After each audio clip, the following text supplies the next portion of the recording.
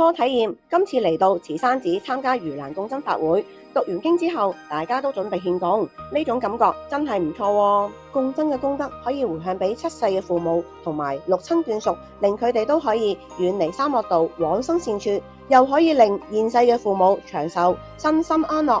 哇，有咁多功德嘅咩？嚟到慈山寺，梗係要供水㗎啦。點解要供水啊？供水可以培養自己嘅慈悲心、平等心，令心靈更加平靜，身心更加自在快樂。透過供水又可以增長智慧，身體健康，消除障礙，廣結善緣。聽落去好處多多喎。好啦，嚟到抄經嘅部分，透過抄經可以培養專注力，減少雜念，令心靈更加平靜。最後將今次共真嘅功德回向俾七世嘅父母、親屬、朋友、所有大眾，希望大家福慧增長，合家平安。麻煩大家訂閱我嘅頻道啊，俾個 like 支持下，拜拜。